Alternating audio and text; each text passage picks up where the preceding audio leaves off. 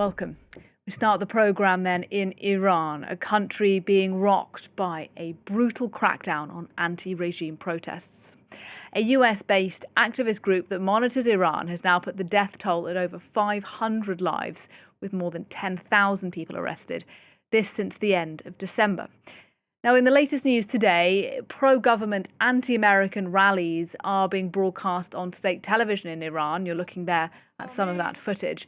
And the country's foreign minister has said his government is ready both for war and to sit down with the Trump administration. This after Donald Trump himself has made repeated threats to intervene militarily. Now, the internet in Iran has been cut. That makes accessing information very difficult. But France 24's verification team, the Observers, has been working hard to fact-check images of the deadly crackdown. Here, then, is their report. These images, verified by the France 24 Observers desk, show the scale of the deadly crackdown currently taking place in Iran. The bodies lying in body bags are at a morgue in Karizak on the outskirts of Tehran. People have come to find and identify their loved ones. Outside the building, bodies also lie on the floor. Others are on stretchers. These images show the bodies of young protesters brought to a car park in Fardis on the outskirts of Tehran.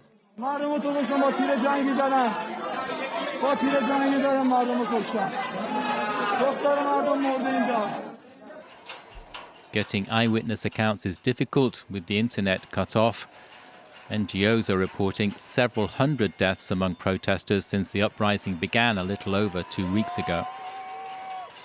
Speaking on condition of anonymity, one person agreed to talk to France 24's Observers. They turned the lights off on motorways and in the streets. They want to prevent protesters from filming. Members of the security forces are armed, and there are a lot of drones flying overhead. We can clearly see that they are following us, even in the narrowest alleyways. Scenes of violence can be seen here in Mashhad, the country's second largest city. Protesters put up barricades on this road and confronted police. Iran is being rocked by widespread protests. What began in the capital as a demonstration against the cost of living has spiraled into demands for the clerical rule of Ayatollah Ali Khamenei to end. And to talk about those scenes in Iran, I'm very pleased to welcome to the programme now live Holly Dagres. She's a senior fellow at the Washington Institute, and she joins us now from Washington, D.C. Hello to you, and thanks for joining us. Hello, thank you for having me. Look, well, as we saw in our report there was a really brutal crackdown on the protesters over the weekend.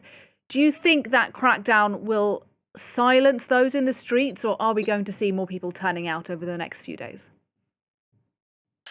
Well, I should note the numbers. The group Human Rights Activists in Iran has documented at least 500, but there's credible documentation of at least 2,000, and that's considered a conservative estimate of what we're seeing.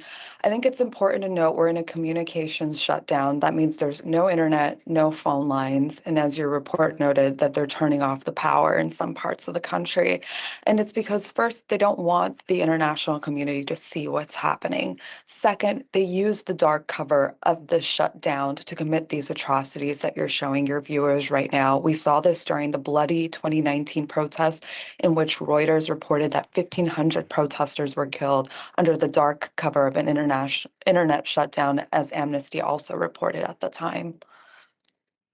You published an op-ed over the weekend in the New York Times titled "Iran is teetering and the West is not prepared." I'll come to the preparations or not of the West in the moment, but as to this question of whether or not the regime really is teetering now, we of course saw protests in Iran, major protests in 2022 after Mahsa Amini died in police custody for not wearing her hijab correctly. There was talk then that perhaps that might spell the end of the regime. Of course, it remains in power.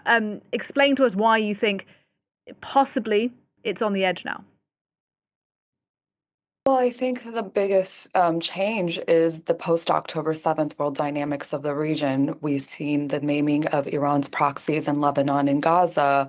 We've seen the fall of its top ally in Syria. And of course, the 12-day war has left the Iran's or the Islamic Republic's nuclear program in shambles. And the place has been riddled with Israeli infiltration in its security apparatus, and it's been unable to defend its airspace. So I think keeping that in mind on the regional front, but big picture, you have the United States and Israel. These are the sword of Damocles hanging over the clerical establishment. That could also change things on the ground.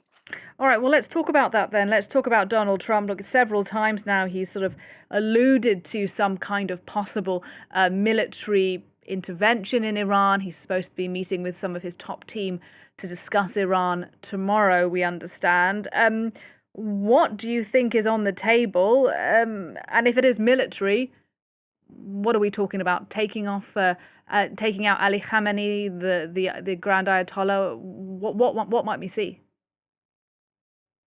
Well, as you and your viewers know, President Donald Trump is known for his unpredictability. It's really hard to say what he's thinking.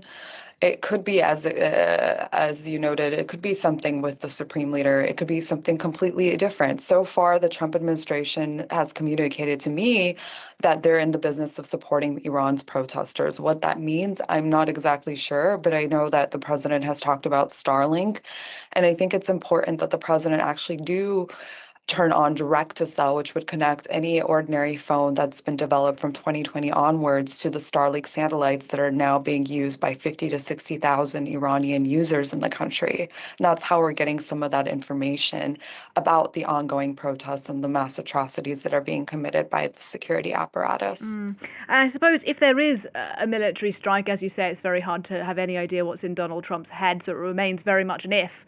But if there is some kind of military action, isn't there a risk that actually this could play into the hands of the Iranian clerical establishment, because they say that those in the streets are puppets of the United States, and actually also they claim of Israel?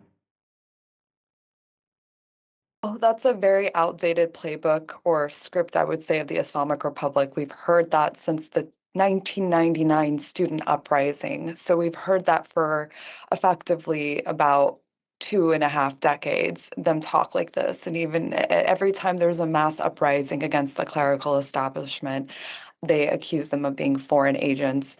What President Donald Trump decides to do is not going to tip the balance of saying that these people are foreign agents or not. It's a different dynamic at play.